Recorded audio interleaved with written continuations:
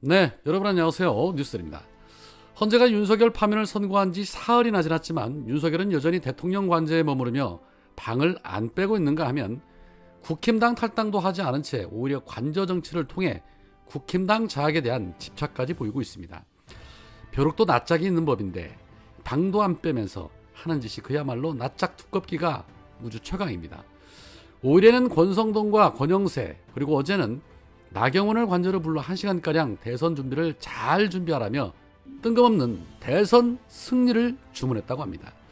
대선 전에 국힘당을 뽀개버리겠다고 하더니 이번 기회에 국힘당의 씨를 말릴 작정을 하고 있는 것이 아닌가 싶습니다.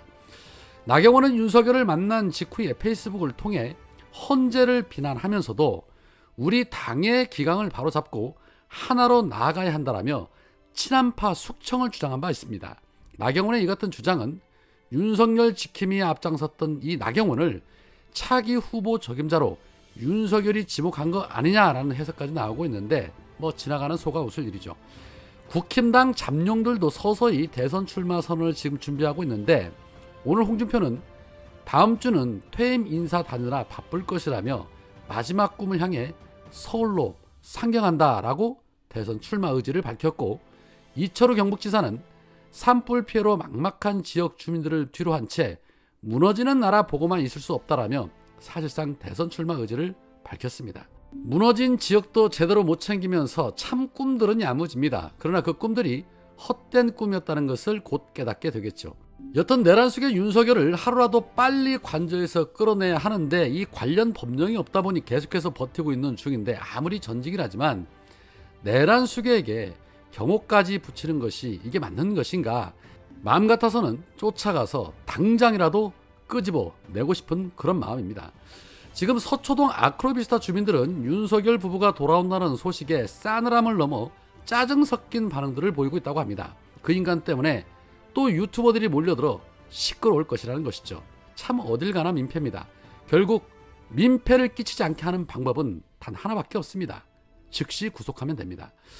자, 관련해서 그동안 윤석열 파리로 돈을 좀 만졌던 극우 무리들, 아마 대표적인 것이 전광훈과 이 전한길인데, 전한길은 자신의 방송에서 조기 대선을 언급을 하면서 이재명 대표가 야당 대선 후보로 나오면 보수파가 승리하도록 해야 하지 않겠냐, 내가 목숨 걸고 맞겠다, 후원 좀 많이 해달라, 많은 선거 자금이 필요하고 보수 우파가 승리하기 위해서는 집회도 해야 하고 청년들도 지원을 해줘야 한다, 후원금의 사용처는 투명하게 공개할 예정이다, 물심양면으로 함께 해달라라고 호소를 했다고 합니다.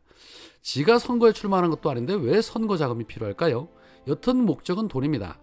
전광훈 쪽도 어제 집회에서 헌재 재판관들을 거세게 비난을 하더니 이 조나단 목사라는 사람이 헌금 시간이 되니 비도 그친다, 돈이 젖으니까 전광훈 목사님 힘내시라고 믿음으로 이겼다고 감사 헌금을 오늘만큼은 더 드려주셔야 한다, 유튜브로 보고 계신 분들도 눈물겨운 헌금 좀 드려주시고 헌금에 동참해 주시기를 간곡하게 부탁드린다라고 말했다고 합니다. 역시나 돈입니다. 전한길이나 전광훈이나 이들의 목표 오직 돈입니다. 삼자의 눈으로 볼 때는 다 보이는데 지지자들은 그게 안 보일까요?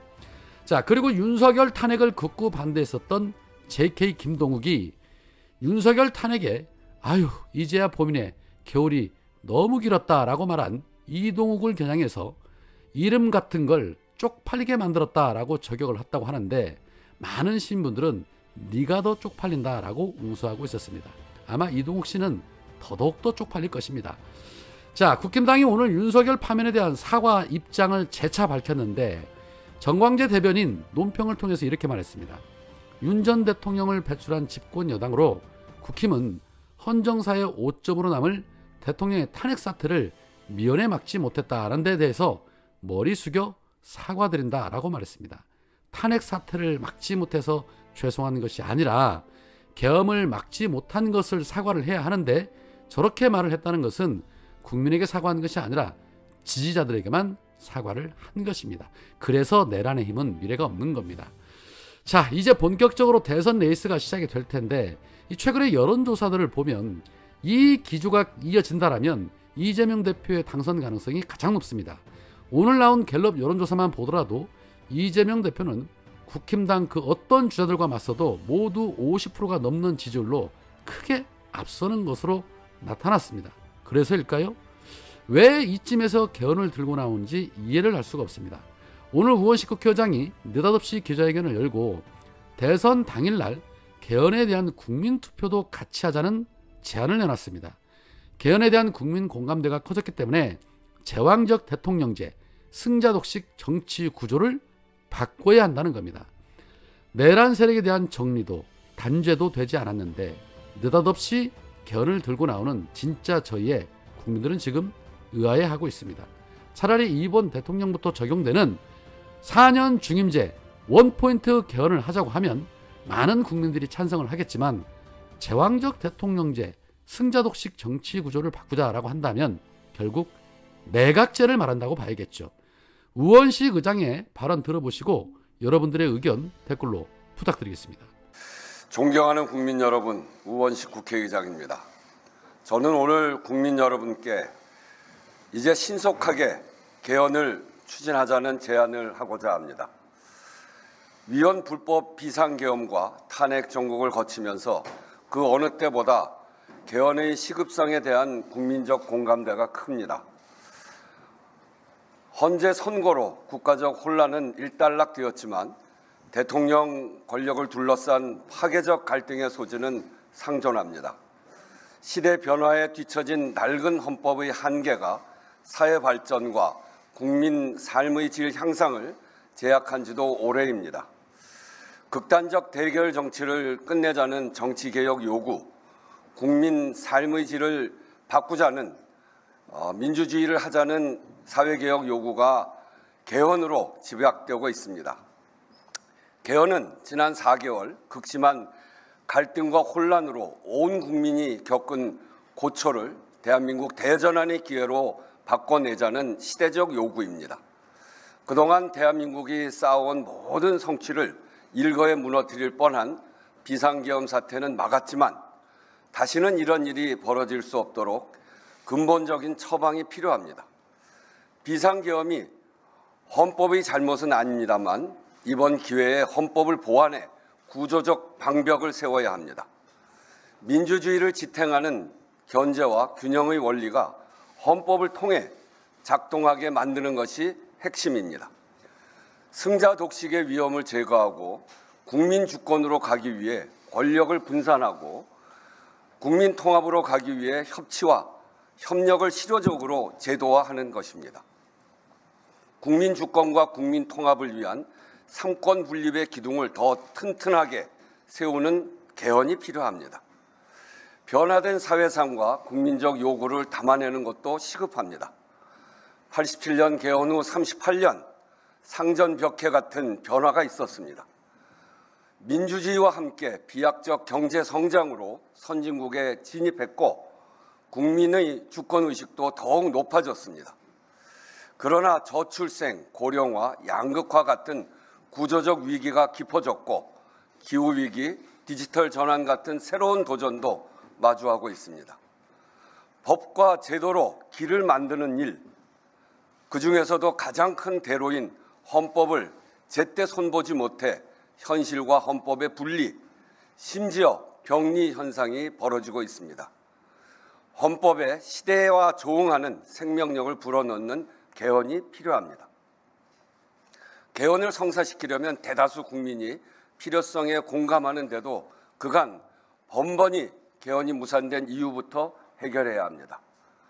제6공화국 출범 이후 지난 6번의 대선마다 주요 후보 대부분이 개헌을 공약했지만 구체적 절차가 진행된 것은 단 한 차례에 불과합니다. 국회에서도 18대 2008년 이후 20년 가까이 공식적인 개헌 논의를 반복했지만 성사시키진 못했습니다. 정치 세력, 각자의 셈법이 다르고 이해관계가 부닥쳤기 때문입니다. 권력구조 개편 문제가 가장 컸습니다. 여야의 자리에 따라 정치 지형에 따라 셈법이 달랐습니다. 대통령 임기 초에는 개헌이 국정의 블랙홀이 될까 주저하고 임기 후반에는 레임덕으로 추진 동력이 사라집니다. 이 악순환을 반복하지 않으려면 새 대통령의 임기가 시작되기 전에 물꼬를 터야 합니다. 권력을 분산하여 국민 주권, 국민 통합을 이루어내라는 시대적 요구, 개헌 방향성이 가장 명료해진 지금이 개헌을 성사시킬 적기입니다. 이번 대통령 선거일에 개헌 국민투표를 동시에 시행할 것을 제안합니다. 기한 내에 합의할 수 있는 만큼 하되 가장 어려운 권력구조 개편은 이번 기회에 꼭 하자는 것입니다. 부족한 내용은 내년 지방선거와 함께 2차 개헌으로 추진할 수 있을 것입니다. 대통령을 내 손으로 뽑겠다는 국민의 열망이 1987년 직선제 개헌을 단기간에 성사시켰습니다. 지금 국민의 열망은 극한 정치 갈등의 원인인 제왕적 대통령제, 승자 독식 정치 구조를 바꾸라는 것입니다. 이제는 국민이 직접 대표자를 선출하는 것만으로는 안 되고 대통령부터 국회까지 그 대표자들이 제대로 일하게 만들어야 한다는 것입니다. 국회가 이 열망에 책임 있게 응답하면 2025년 국민 주권, 국민 통합 개헌도 성사시킬 수 있습니다. 개헌이 성사되려면 두 가지가 필요합니다. 개헌을 추진하자는 정치 사회적 합의와 구체적으로 합의할 수 있는 개헌안입니다. 둘 다 어느 정도 기반이 형성되었다고 판단합니다. 사회 각계는 물론이고 각 정당에서도 개헌 추진에 적극 공감하는 소리가 높습니다. 개헌안에 대해서는 그간 많은 논의가 축적됐습니다. 어떤 안으로 갈지 선택만 하면 됩니다. 국회의장도 그동안 자문위원회를 운영하면서 국회 개헌특위가 구성되면 언제든 뒷받침할 수 있도록 준비해 왔습니다. 남은 과제는 개헌 절차에 들어가는 것입니다. 국회 각 정당의 개헌 투표를 위한 국민투표법 개정과 국회 헌법개정특위 구성을 제안합니다. 현재로서 개헌에 대한 국민적 요구를 가로막는 가장 큰 절차적 걸림돌은 국민투표법입니다. 헌법 불합치 판정을 받은 재외국민투표권 조항을 개정해야 합니다. 1989년 이후 거의 제자리여서 사전투표제, 선거 연령 하향을 비롯해 참정권 요구를 꾸준히 반영해온 공직선거법과 불합치하는 내용도 적지 않습니다. 참정권 침해를 해결하고 공직선거와 동시투표의 법적 근거를 만드는 국민투표법 개정이 시급합니다. 촉박하지만 이미 개정안이 발의되어 있습니다. 이번에 반드시 개헌하자는 의지만 있으면 시한을 넘기지 않을 수 있습니다. 논의를 서둘러 주실 것을 각 정당에 요청합니다. 둘째로 즉시 국회 개헌특위를 구성합시다. 개헌 절차에 따른 소요 시간을 고려할 때 신속하게 1차 최소 개헌안을 합의하려면 특위 구성이 시급합니다. 큰 방향에 대한 국민적 요구가 분명하고 각계 여러 단위에서 제안된 내용도 충분한 만큼 헌법 개정안이 최대한 빠르게 도출될 수 있도록 국회의장도 최선을 다해 뒷받침하겠습니다.